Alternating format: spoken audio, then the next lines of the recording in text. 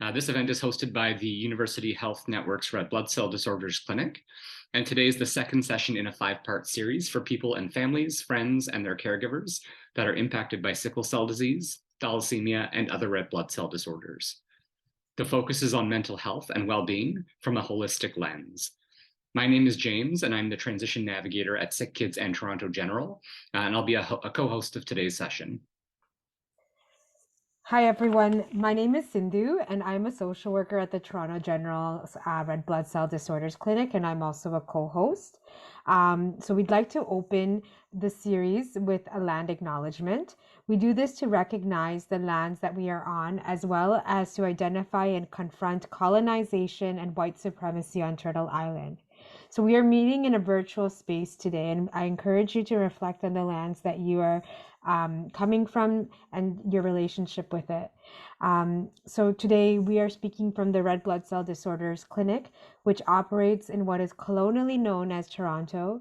This land is the traditional territory of the Haudenosaunee Confederacy, the Anishinaabe Nation, including the Mississaugas of the New Credit, the Wendat, and other Indigenous nations since time immemorial. Today, the land is home to many diverse First Nations, Inuit, and Métis peoples.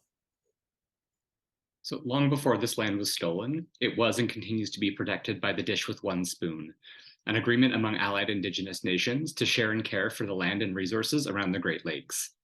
This land is also subject to the Geswentha, an agreement originally made between the Haudenosaunee and the Dutch. The Geswentha is a living treaty that articulates relationships between Indigenous and non-Indigenous peoples based on peace, friendship, non-interference, and respect for each other's ways. I reflect and acknowledge that I am not Indigenous to this land. I come to this land as the child of Tamil immigrants and refugees from Sri Lanka. This land provided my family and myself with refuge and an opportunity to go to school and work. Many Indigenous folks don't share in these privileges, these basic human rights, due to the ongoing legacy of colonialism. And I am not Indigenous, rather I'm a settler of colonial ancestry. So my parents came from England to Canada, and I, like many others, have greatly benefited from living on the Indigenous land. I acknowledge and continue to learn about the brutal impacts of colonization and the impacts that this has caused. I come with respect for this land that I'm on today and for the people who have and do reside here. We'd also like to acknowledge that anti-Black racism persists in healthcare, education, housing, child welfare, employment, immigration, and justice systems. These systemic inequities can be directly traced to the legacy of the enslavement of African and African descendant peoples, which happened in Canada. We also recognize the excellence of Black communities, including resistance as well as contributions to Canadian society. Today, we talk about mental health. We ground the series in how anti-Black racism and oppression impact well-being and access to care. All right, so now I'm thrilled to welcome our speaker, Aisha Santish, who will be continuing the series with a presentation on intersectionality and mental health, with a special focus for people with sickle cell disease, thalassemia, and other red blood cell disorders, as well as their support systems. Aisha is a certified health coach and the founder and owner of Me to Moi Health. With over 15 years experience in mental health, accessibility, and diversity and inclusion, Aisha has used her experience as a strategic advisor and health coach to understand the complexity and intersectionality of the mental, physical, emotional, and spiritual barriers that keep people from achieving their optimized health and wellness. Aisha holds a master's in public health administration and law, as well as a certification in change management, advanced crisis intervention and counseling, and health coaching. She's also an integral master for the Canadian Olympic Committee of Canada and is a published author. Most recently, Aisha was selected as one of the top 30 women leaders to look out for in 2023 in the NYC Journal. Always seeking opportunities to bring about change, she's also an active member of the board of the director of the Women Abuse Council of Toronto and the board chair for the Ifiwi Groove School. Please join me in welcoming Aisha. Good evening, everyone. It is so nice to be back here with all of you this evening for session 2, again, of the Holistic Health Series, curated and created by the Red Blood Cell Disorder Clinic. If this is the second time that you are joining, or sorry, if you joined our first session, then I'm really happy to have you back. If this is the first time that you're joining, then it is great to have you. And I hope, again, that you'll be joining the upcoming sessions that are happening this month, as well, moving into June. Before I get into this topic, right, and for those who are joining us for the first time, I'll briefly set some context and explain the rules of engagement and participation. As mentioned, I am a certified health coach, which can mean a lot of different things for different people. But in this context and for tonight's space, my role is really to empower individuals of all ages and stages of life to understand what mental health means, how our lived experiences and the systems and structures that we all live within can impact our mental health. And I think most importantly is how do we take control and ownership of the state of our mental health and well-being. So again, we're always operating in the green and where it is feasible. And a second important piece, which is not completely connected to our topic, but is important for creating an accountable and safe space, is to be clear about how we're all showing up in this space, especially given the topic of focus this evening, right? Our lived experiences, though common in some ways, also give us perspective that is not necessarily shared by others. And so I remind everyone that what is shared in this space, whether it's online or, excuse me, through the chat, or if you decide, when we hit the Q&A portion, that you do it live, that even if someone shares something that you don't agree with, that we respectfully disagree, right? Words have power. And certainly while no one is in this space is ill-intended, again, I ask that if you do disagree, that you please do so with respect and kindness, all right? And so tonight's topic, which is on intersectionality and mental health, is a really important one, right? As individuals who live with, support, or care for those living with a chronic red blood cell disorder, and who also exist in more than one dimension of diversity, understanding how these dimensions coexist, how they support and or create greater barriers to our individual and collective capacity to thrive, can really have significant impact on our state of mental health and well-being. And so before I move to the agenda and talk about some of the topics that will be covered in tonight's session, I'd like to just really do a quick recap of our first session. Again, for those who are joining for the first time, you may find the recap helpful in kind of contextualizing some of the topics that will be covered shortly. And so in our first session, we focused on understanding what mental health is, right? As a topic that has gained great traction over the last few years. To be in a position to understand how we take ownership of our mental health and well-being requires that there's a baseline, understanding. So really quickly, mental health is defined as a state of well-being in which the individual realizes their own abilities, can cope with the normal stresses of life, can work productively and fruitfully, and is able to make a contribution to their community. Along with that, it's important to know that mental health is more than just the absence of mental disorders or disabilities, but is also about ensuring ongoing wellness and happiness, right? So there's a continuum. It's important at all stages of life. This includes also our emotional, our psychological, and social well-being. And while there remains much stigma, right, associated with mental health, the facts are we all have mental health. Some of us may experience or live with a mental illness, which are described as disturbances in our thoughts, feelings, and perceptions, and sometimes have affect our day-to-day. Severe enough that they affect our day-to-day functioning, such as schizophrenia or bipolar or anxiety or other mood disorders. But what's important to note is that even those that are dealing with a mental illness can still live with good mental health, right? So just like somebody with diabetes can live healthy, so can someone with a mental illness. Last session, we also talked about the mental health continuum, which in a nutshell provides a visual of the spectrum of mental health, going from being in the green, which means that we're in a good state of mental health, to being in the red, which means that we're in crisis and definitely are in need of immediate support.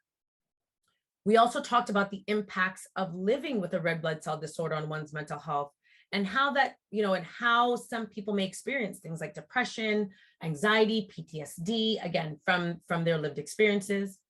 And one of the last things we focused on was how we take empowered action. More specifically, what are some of the things we can do to actively do that support good mental health? And some of the things that were shared in the chat by many of you that did join were things like getting outside, journaling, exercising, swimming, walking, crafting, meditation, and staying connected to your support system. And we also talked about how everything we do, everything we experience and don't do are also indicators of our state of mental health and well-being. So really paying attention to what's normal for us and where those changes fluctuate are also good indicators of the state of our mental health. And so it's something that we need to do on an ongoing basis. And of course, last but certainly not least, we talked about the importance of just staying committed to taking care of your mental health and well-being. Is this always easy? It's not. But the importance of it, again, it really depends on, or it's contingent on, again, being in the green or being in the red. And so if you are interested in seeing that full presentation, I know it has been or it will be posted in the blog. So please make sure you check that out. It's available to you. Now for tonight's agenda, today's conversation or presentation is a bit heavier and may bring up some past and or existing feelings, right? I know for this portion of the presentation, your cameras are off, so I'm not necessarily able to read body language, but if at any point you feel triggered, I will ask that you do what you need to do to bring peace back into your mind and into your space. It may mean that you need to step away for a minute. It may mean that you have to put me on mute or just take a few deep breaths. But what I'm going to share has been developed, of course, without any knowledge of lived experiences or realities of those joining tonight. But again, as a Black woman with multiple dimensions of diversity, the reality of these dimensions can be difficult and come with experiences that are hard. And so take care of yourself the way you need to. Similar to the larger discussion on mental health, right? There are many important discussions connected to this topic, but over the next hour or so, I will kick off the conversation by speaking on the importance of this topic, particularly for those living with a chronic red blood cell disorder. I'll also define what intersectionality is for those who may not fully know what it is, and this will include a short clip. I'll talk about the connection between intersectionality and mental health and bridge onto the topic of stigma and some of the implications and experiences of those who live with a red blood cell disorder. I'll dig also a little bit deeper and talk about racism, about anti-Black racism and ableism, and the very real experiences often connected to these topics that we know can gravely and negatively impact mental health. And last but never least, we'll end with ways that we, again, can continue to take empowered action on how we continue to make our mental health a priority.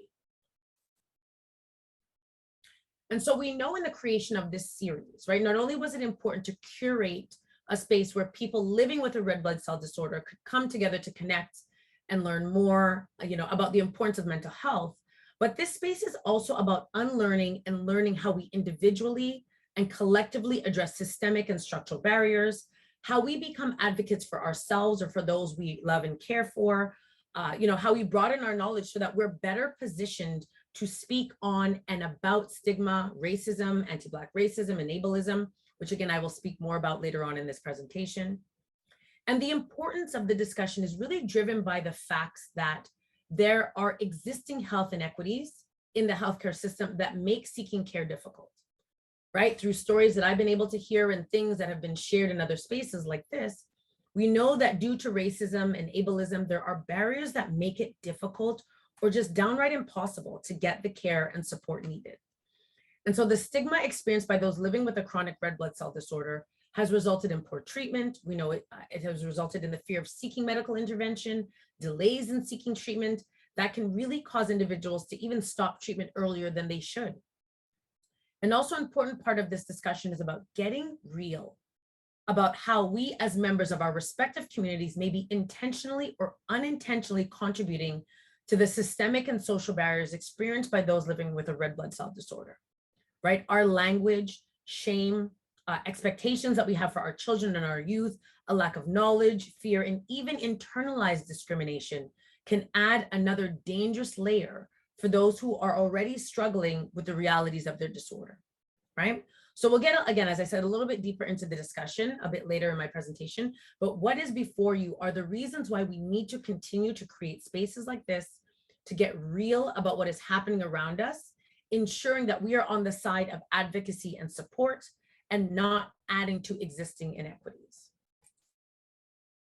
And so in an effort to, again, to understand what and how we need to take care of our mental health while juggling the realities and experiences of life, we need to start with a baseline understanding of the term intersectionality, right? So coined by legal scholar Kimberly Crenshaw, for those who don't know, intersectionality is defined as the many different layers of social interaction, stratification, that can combine to disadvantage people. So this includes factors like race, sexual orientation, social class, age, disability, and gender. I'm just going to share a quick video. Hopefully you can hear. What is intersectionality?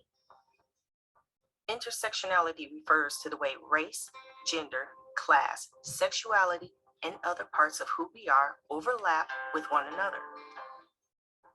People from different backgrounds experience the world differently.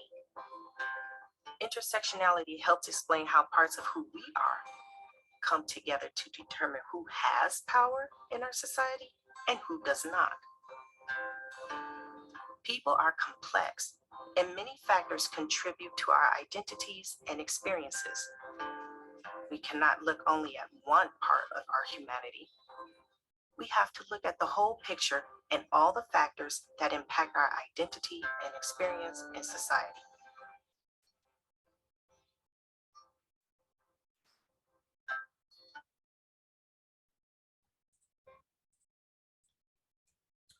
So intersectionality is important because it recognizes that every person is an individual with unique experiences, perspectives, and obstacles, right? No one can be defined by a singular identity marker alone. Rather, there are a variety of factors, right, that contribute to someone's experience and interactions with the world around them. And so since intersectionality refers to the complex ways in which discrimination affects different groups, it can help us recognize where change is needed in social systems, but more importantly, where and how we need to take empowered action on creating conditions within our control that support our mental health. You know, much of the work we'll do individually to support our mental health is to understand who we are. Because we don't experience life based on only one dimension or make decisions only considering one dimension of who we are, right? Understanding how, you know, who we are, how we show up in this world, and how we're perceived and received by others is really important in contextualizing how we support our mental health. And so, of course, there's never any requirement. So again, those who are back again for the second time, and if you're just joining, there's never a requirement to share openly, right? But take a minute or two and answer the questions on this slide, right? What's your race or ethnicity, class, nationality, sexual orientation?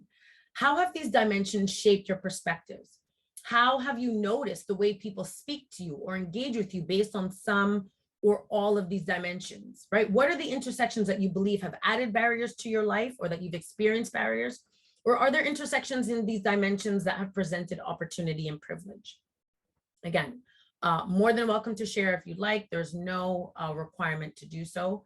But again, in order for us to understand our nuance and how we're, you know, how we show up, how people receive us, sometimes it's important, again, to kind of identify what those dimensions are. Again, we aren't just our race, just our class. We are a compilation of all of that. And those intersections, again, can either create barriers for us or they can also create privileges.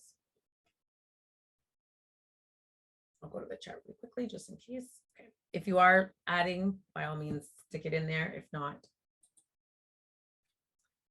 So when we look at the cross-section of intersectionality and mental health, the impacts on mental health can be exacerbated at the individual, as the individual may not only be dealing with the negative feelings that come with living with a red blood cell disorder, but now also the experiences associated with the additional dimension of diversity that in and of itself can carry stigma, such as members of the LGBTQ2+ community, certain religious affiliations, race, and age, right? We know that many mental health disparities exist among marginalized communities, populations. For those belonging to multiple disadvantaged or minority groups, these disparities are often even more prevalent, right? Some of the inequalities that exist in the mental health care field include a lack of reach of care, lack of resources, discrimination, underdiagnosis, and stigma, which again, we'll talk a lot more about shortly. And these disparities can be explained by a lack of minority representation, sometimes a lack of awareness and education, and institutional and systemic racism, among many other causes.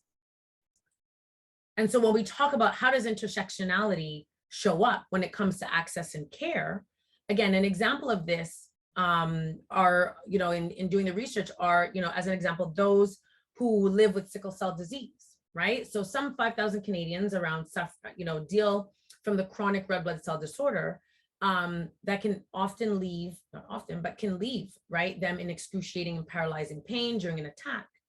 And when left untreated, can be deadly, And for many patients who seek medical help during a crisis, they are oftentimes, racially profiled and discriminated against, resulting in poor health care and potentially deadly consequences, right? And so by looking at the intersecting ways in which healthcare institutions themselves marginalize and discriminate against certain oppressed groups and exercise or set up power structures that perpetuate such oppression, again, intersectionality and understanding intersectionality helps understand and remedy these barriers by bringing such factors to the forefront, right? As they say, the more we know, the better we're equipped to advocate and explore what other opportunities there are. But again, the importance of this discussion is to understand, how we're showing up and how we are received in different spaces. Now, when we talk about intersectionality, we also need to talk about stigma, which is a set of negative and often unfair beliefs that as a society or a group of people have about something or someone. So while the photo on the slide does speak more about the negative assumptions and stigma, right, associated with mental health specifically, thinking about your dimensions of diversity, what stigma have you experienced as a result of challenges or limitations of living with a red blood cell disorder? And what has that done to the state of your mental health? What are the things that you've been told, or maybe you have said to someone, and not necessarily intentionally, that have caused stigma? If we take it one step further, we also need to think about how what we hear and experience can cause internalized stigma, where we begin to believe the limited beliefs and things that people say about us. So for parents, who may be joining this session as well, being mindful and aware of the impact of stigma, even from childhood and adolescence, can help parents support, the successful development of their children. Studies have shown that for many children and adolescents who are dealing with various red blood cell disorders, they're challenged, right? There are a myriad of complex psychosocial issues, which can be triggered or exacerbated by stigmatization. So whether this stigma is perpetuated due to psychological, social, and/or cultural implications, it's important to take notice of how the impact of stigma may be presenting itself. So it could be in decreased interpersonal skills, so low self-esteem, not being as assertive, struggling, with communication, or when I say struggling with communication, being open, stress producing, so there can be decreased coping strategies, anxiety, maybe even family factors like isolation, resentment, anger, right? So it's really important that we explore and understand the impacts of stigma and how it can show up. What I shared isn't also just isolated to children and youth. These are things that, as adults and seniors, we can experience as well: isolation, fear, anger, low self-esteem. When we look at some of the health-related stigma, and again, there's different types of stigma, but I wanted to focus on two in particular. The first one being health-related stigma. When we look at this type of stigma, this refers to a form of devaluation, judgment, or social disqualification of individuals based on a health-related condition, right? So health-related stigma is increasingly becoming a major public health issue that is receiving more attention as stigmatization adds to the burden of individuals and families affected by red blood cell disorders. When we look at intersectional stigma, again, which is the second stigma, and as I said, there's a number of different types of stigma, but in this context, I thought, again, it's important to focus on these two. Given that the large portion of people who live with a chronic red blood cell disorder, are from already marginalized communities, the implications of intersectional trauma, stigma, can be quite significant, and in some cases deadly. So stigma has been coined social death, that's what they refer to it, due to the secondary trauma and impacts of it. So an intersectional perspective is vital to understanding the experiences and consequences of those living with multiple stigmatized identities, right? We'll talk more about some of the significant impacts of stigma on our mental health in a few more slides, but let's shift gears one more time and talk a bit more about racism, about anti-Black racism and ableism. So beyond the impact of intersectionality and stigma, racism anti-Black racism, and ableism are also very real systems at play that have harsh enough implications for many people and their mental health. Again, I remind you, again, as we dig into this, dig into these conversations, that there are things that I might share that might be hard, that might be triggering, triggering feelings or thoughts. And so again, what I ask is that you take the time that you need, or the space that you need in order to move through that, and feel free to join back when you are okay. And so racism, right? So racism, I'm just going to read the definition, is prejudice, discrimination, or antagonism by an individual, community, or institution against a person or people on the basis of their membership in a particular racial or ethnic group, typically one that is a minority or marginalized. So let me just start by saying this, that racism exists in Canada. I make that statement because too often we will first compare the incidences or the prevalence of racism to that of the United States as a means to diminish and or imply that what people experience here in Canada is not as frequent or not as intense or looks a little bit differently here in Canada. While these certainly do appear, while we certainly see a little bit more prevalence, perhaps openly, of racism in the United States, acts of racism are quite prevalent here in Canada, specifically in Ontario, and acts of hate are on the rise, right? So again, it's really important when we talk about racism. Again, we have a tendency to say, well, the experiences abroad are not as bad or more intense they are here, but it is actually quite as prevalent. And so racism and discrimination, whether conscious or unconscious, can really contribute to the mental health challenges and create barriers to treatment and support. Racism also creates barriers to healthcare and resources, leaving many people and their loved ones even more vulnerable to poorer health outcomes. So even when care is available, a lack of cultural understanding or prejudice within the healthcare system can affect diagnosis and treatment. So some of the effects of racism on mental health include, increased risk of depression and suicide, increased levels of anxiety and stress-related illnesses such as high blood pressure, cardiovascular disease, nervous system problems, other physical ailments. When people experience stressful situations like discrimination, their body moves into a state of fight or flight, right? Which in the past was key to our survival. So today, however, when the fight or flight system is frequently engaged, it causes inflammation that can lead to chronic health problems in the long run.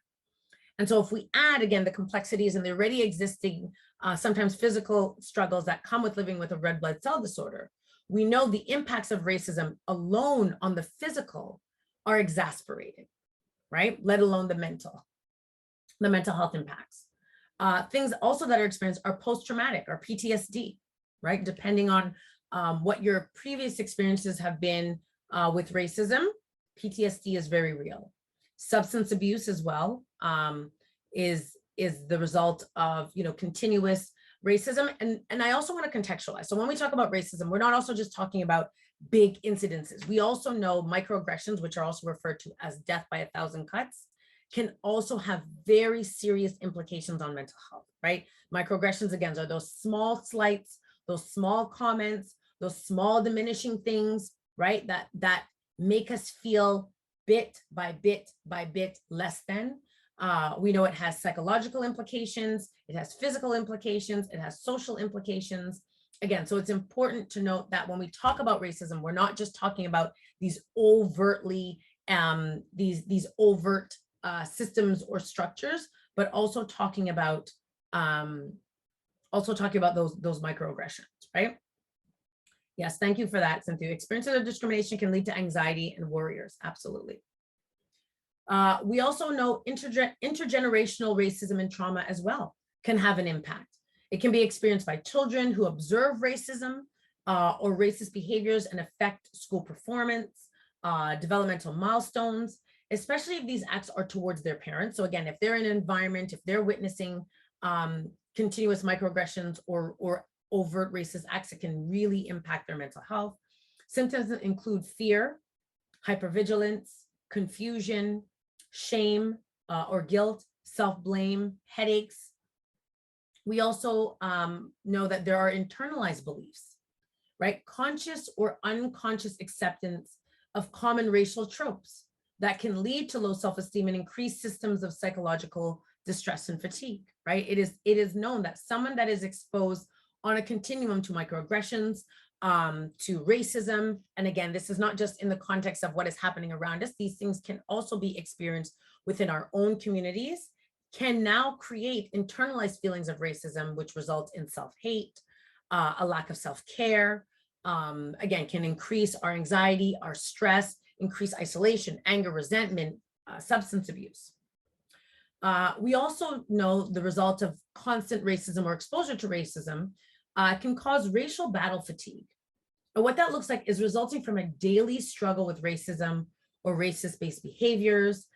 Again, those who have noted and things that I have had the opportunity to hear, the continual requirement to explain, the implications of your red blood cell disease because it is connected, because there's assumptions of discrimination, can be fatiguing.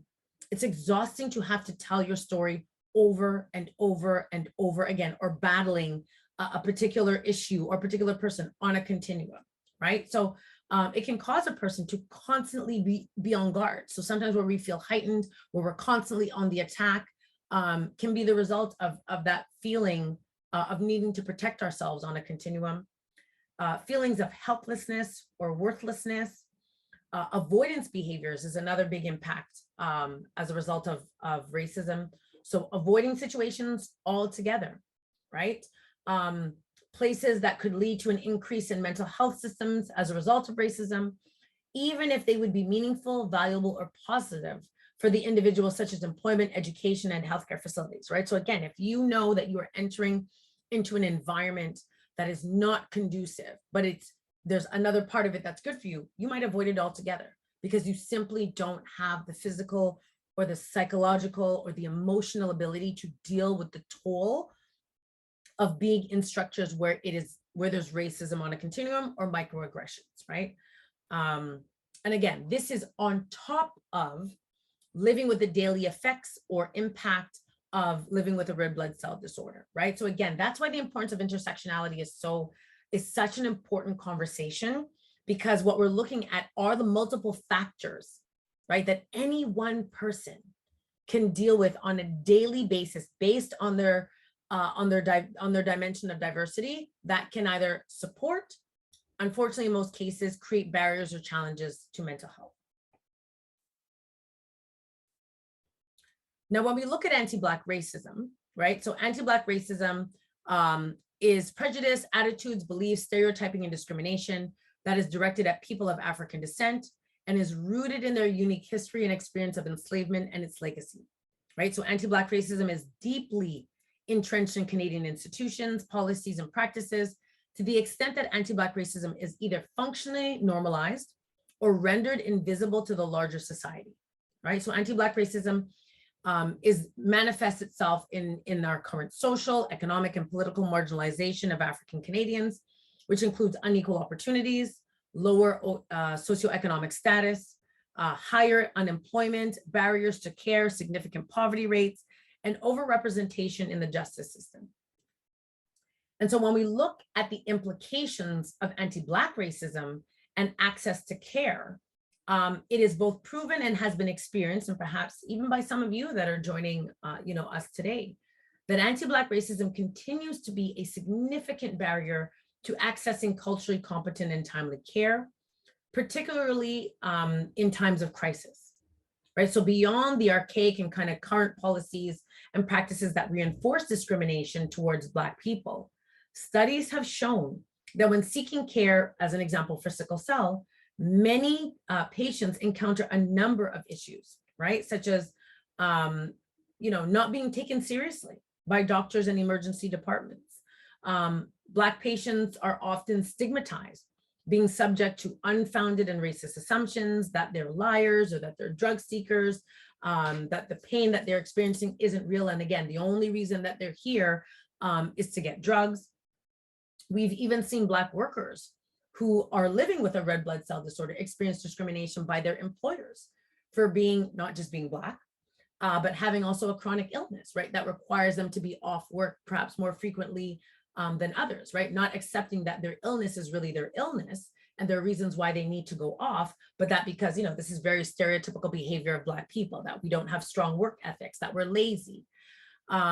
We have seen opioid bans in social services, right? Where Black people are treated like criminals. And so the access to rightfully deserving services are held back, or there's additional layers that people have to go through in order to access, again, support program services that should be accessible to everyone.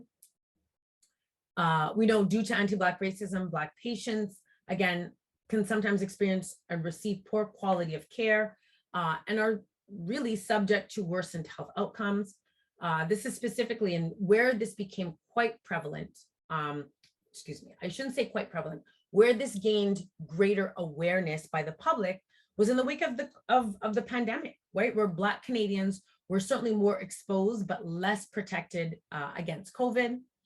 You know, the links between race, anti-Black racism, and, you know, in this case, you know, in this context, sickle cell disorder are not new, right? The way that we understand, you know, the way we understand the context of anti-Black racism, again, is not new for those who've experienced it, but that, you know, there is an awareness that there are implications, there are barriers and challenges solely based on the color of someone's skin.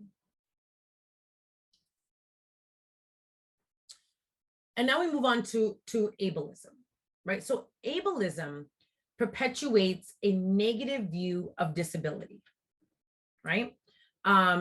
It frames being non-disabled as the ideal and those who live with a disability as a flaw or abnormality, right? It is a form of systemic oppression that affects people who live with a disability, as well as anyone who others perceive to be disabled, right? So this is also based on other people's assumptions, as we said, stigma and perception and discrimination.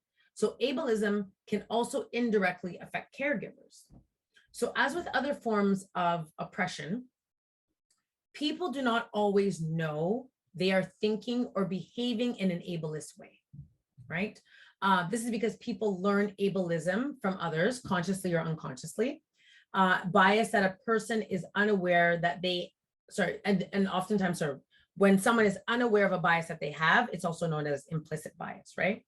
So there are many types of ableism, which I think are really important to discuss in this conversation, again, because what you start to see are the different nuances and experiences that you might have experienced, or again, things that as we continue in this process need to be aware of so that we're in a position to advocate against, right? So there's different types. So first we have institutional, at the institutional level. So this form of ableism affects institutions. An example is medical ableism, which is rooted in the idea that disability of any kind is a problem that needs fixing, right? So when this is part of the medical teaching and health policy, it affects either, you know, it can affect the entire healthcare system and the well-being of patients, because the assumption is you need to be fixed. We have interpersonal at the interpersonal level. And this is ableism that takes place in social interactions and relationships. For example, a parent of a child with a disability who might be trying to cure the disability rather than accept it, as well as trying to find ways, you know, to continue, you know, a great life for their child. We also have at the internal level, right? So internalized ableism is when a person consciously or unconsciously believes in the harmful messages that they hear about, when it comes to a particular disability or their own disability, and applies it to themselves. So again, for example, a person may need an accommodation, but might not feel that they have the right or the privilege to do so, right? And so they internalize that because they're not deserving, they shouldn't ask, and so they don't. Now, Ableism, which is also really interesting, takes on very different forms as well. So there's not just one stream. Individuals might experience ableism in different ways. So one of the first ways is hostile ableism. This includes openly aggressive behaviors or policies such as bullying, abuse, and violence.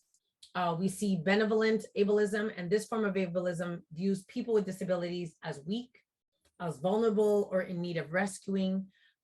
This is patronizing, excuse me, and undermines, the person's individuality and autonomy, reinforcing an unequal power dynamic. And then we have ambivalent ableism.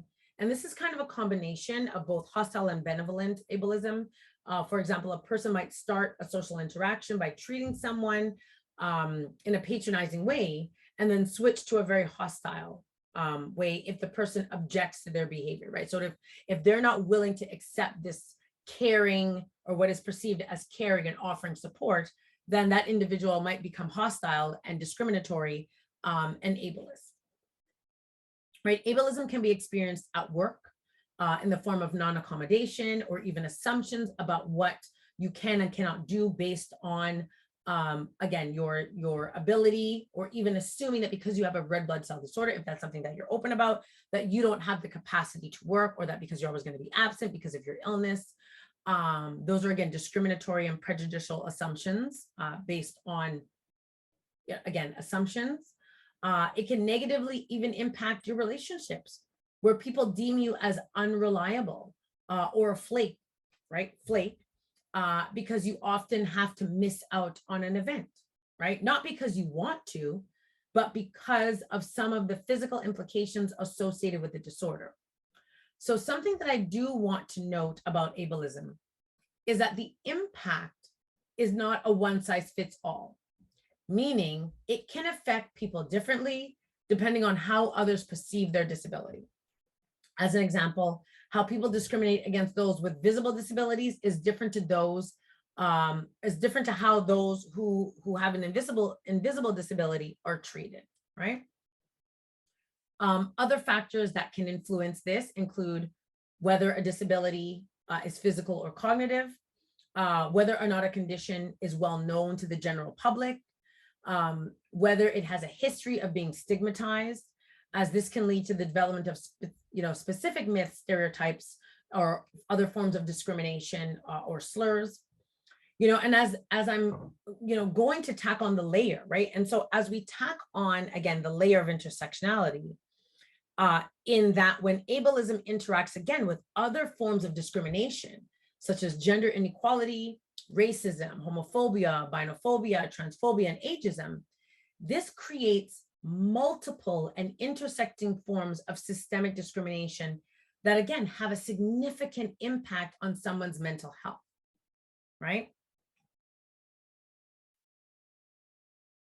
So really, what does all of this mean, right? We've talked about stigma, we've talked about intersectionality, we've talked about racism, we've talked about anti-Black racism and ableism. But what is the significance and impact on the state of our mental health? Well, we know one of the first things is that it can cause internalized hate, right? And this list is also not exhaustive. It can absolutely create feelings of shame. Again, if you're willing to share in the chat, and if these are things that you have experienced in the past, if these are things that you have witnessed as you're caring for someone who's living with a red blood cell disorder, please share in the chat, right? It can leave one feeling hopeless. Feelings of isolation are quite significant, right? So if we are dealing with various dimensions of diversity and are experiencing racism, anti-Black racism, discrimination based on any of those dimensions of diversity, we are more inclined to stay isolated so that we don't have to deal with all these, these myriads of discrimination. We might be very reluctant to ask for help. It can be based on our fear, our assumptions around what support is going to look like, or it can be based on actual lived experience where we have sought support and the outcome has been bad. It can result in poor treatment by a support system. So again, because we've experienced negative outcome or results, we're least likely to seek support, even from those that are in our circle. The lack of understanding by family and friends and even our community sometimes can be even more detrimental to our mental health than the larger system. Because the reality is, many of us understand what's happening around us. Doesn't mean that we agree with it, doesn't mean that we're able to deal with it, but we have an understanding around the systems and the structures and the fact that there are existing health inequities that can affect care. What is difficult for many to experience, to work through, to deal with, is the lack of understanding and support, and sometimes the microaggressions, perhaps the racism that happens within our communities, right? Expectations around how things were supposed to be versus how they are. Culturally, right? If there is, I don't want to say lack of awareness, but if there are taboo topics, mental health, in many of our communities, I will speak specifically about the Black community, mental health still remains a very taboo subject that we do not talk about. The way in which we describe people who have mental health, the way we talk about mental health, the way we sometimes shun those that are living with mental health, those that are even connected to us, creates an understanding that it may not be safe to seek support. Again, that's only one dimension of diversity that I'm talking about. So when I say in the beginning, words matter, language has power, and we can either create support or create barriers. It's very important that we understand the role that we are playing in the bigger system and within our communities, whether we are supporting and creating a space that's safe for people to be open and honest about their mental health, or whether we are creating greater barriers, shame, isolation, internalized hate, right? And what we see, and which I mentioned in the first session, is an increase in substance and or alcohol abuse. And the reason being that we want to numb the pain. We don't want to deal with what we're dealing with. We don't want to have to face, again, the microaggressions or the racism or the anti-Black racism or the internalized, struggles that we're dealing with. So all of these things can have a significant impact on our mental health, right? And again, this is taking into consideration all of the other implications, dealing with all the dimensions of diversity, the intersectionality, living with a red blood cell disorder. And that's why, again, the importance of this conversation is so important, because we don't live in silo.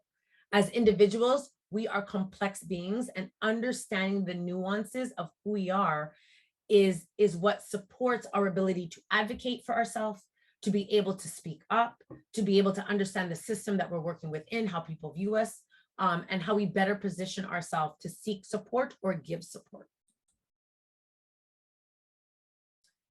And so again, willing to share, what are some of the preconceived notions or stigma you feel people have about you due to living with any of your dimensions of diversity and or living with a red blood cell disorder? It can be very general, it doesn't have to be anything that's specific to you, but would love to hear, what are some of those preconceived notions? What have people said to you in the past? Are there things that you believe to be true about yourself that you recognize now might be having a negative impact on your mental health, right? Whether it's related to living with a red blood cell disorder or a dimension of diversity based on age or sexuality or sexual orientation or gender or age, if you're willing to share in the chat. No pressure.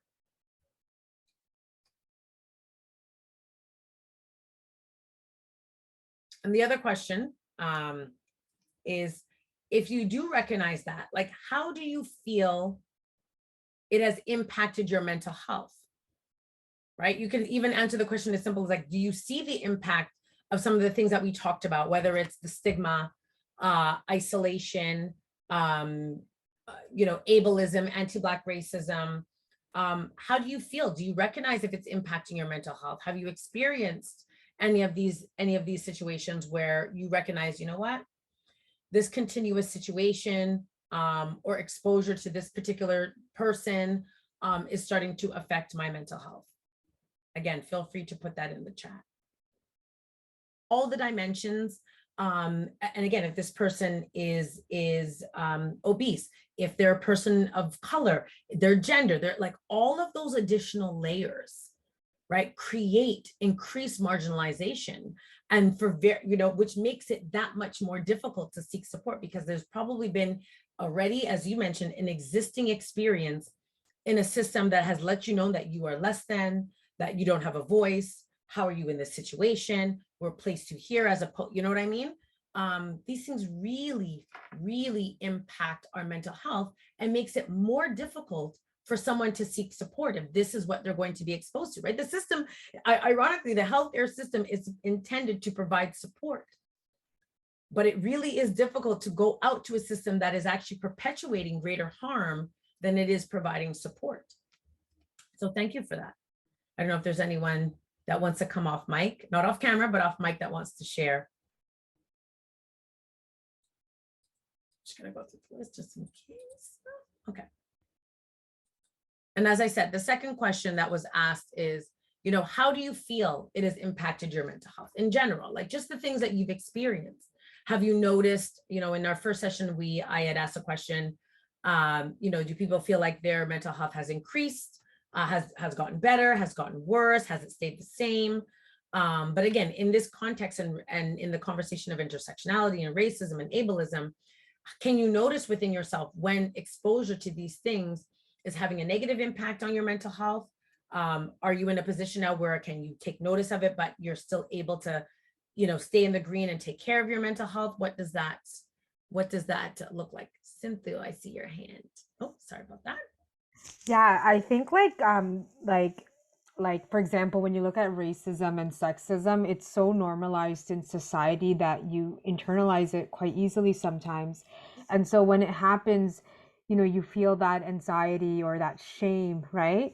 And I find that you can easily get into a cycle of anxiety, right? When you're, like, and maybe like it is like racism, but like you internalize it so much, right? So, I find it like really, I find it helpful to, really connect with people who can help me in naming like, hey, it's not you, this is like, that's flat out, sexist or whatever, right? That peer support is helpful, or like a mental health professional who understands how oppression like impacts mental health. Like I find it helpful, and I'm a mental health professional myself, right? So everyone like can easily be impacted, right? And I share this in the chat. I find it very helpful to sometimes disarm the microaggression by calling it out, and it just really undoes the internalized part. Like it just disrupts it for myself as well, just by calling it out. Absolutely. And thank you for bringing it up, because one of the things that we will also do, and I myself have been guilty of it, is creating a rationale, right? So we know consciously that what is being said to us, how we're being treated, is discriminatory, it's sexist, it's misogynistic, it's racist. But we will, again, in order for us to absorb it, we might say, okay, you know what, this was not right, but, right? We're not necessarily always in a position to call it out, because again, when we talk about power and privilege and structure, right, there's a lot of things within a system that make it easier or more difficult to be open and honest. But it is very important for us to always take stock of what was just said to me, what I just experienced, what somebody said to me, how they treated me was discriminatory or ableist or racist or anti-Black, right? We have to be real about what it is that we're experiencing and not diminish it, because to your point, Cynthia, we then internalize it. And the more we internalize it is the more we accept it. And what that starts to do is it starts to, again, impact our mental health. It starts to create allowances in how we let people treat us or how they speak to us. So I thank you for sharing that, right? And so one of the things also that's really important is also keeping it real, right? You see, while it's important to understand, address, and advocate against the structural and systemic barriers that are experienced by people living with a red blood cell disorder, I also just want to take this last, part of the conversation again and take it one step further and really get real about the ways in which many of us in our respective communities, and I think I talked about that a little bit before, also contribute to further challenges connected to living with a red blood disorder or any of the intersections that were spoken about today, right? There is a way of living and experience life that is dictated oftentimes by our culture, our religion, our ethnic group, etc. And so when people within our communities live life outside of what is deemed acceptable, or they risk increased stigma because, because a real outcome ultimately affecting their mental health, right? So again, really important for us to also be real within our own context. There's the systems and structures, right? That oftentimes is where we're fighting the fight, which we need to, but we also need to be mindful of our own communities that are supposed to be wrapping around us, but may also be perpetuating greater stigma, shame, isolation for us, right? So that's why I say, like, let's just keep it real about, again, what these also internalized structures look like, and how we also have a responsibility to combat what is happening within our community, so that that next generation doesn't feel the heaviness, perhaps as we have experienced, right? And so an important part when it comes to taking care of our mental health, along with not just talking about it, is what are the things, particularly in this context, that we need to do to take empowered action. So one of the first things, again, is know the facts, right? And when I say know the facts, it means, right, we are fed a lot of information on a continuum. What is real for us is what is real for us. Know the facts. People will make assumptions. They will quote all kinds of things that are not real. Make sure that you are aware, that you are knowledgeable, right? Educate yourself, right? The more that we know, the more that we're aware of what's happening around us, our systems, our structures, about our different intersectionalities, about our red blood cell disorder, is the better we are positioned to also advocate for ourselves, to advocate for those that are in our community or for those that we're caring for. And the more we start to change the conversation and remove stigma and racism or anti-Black racism.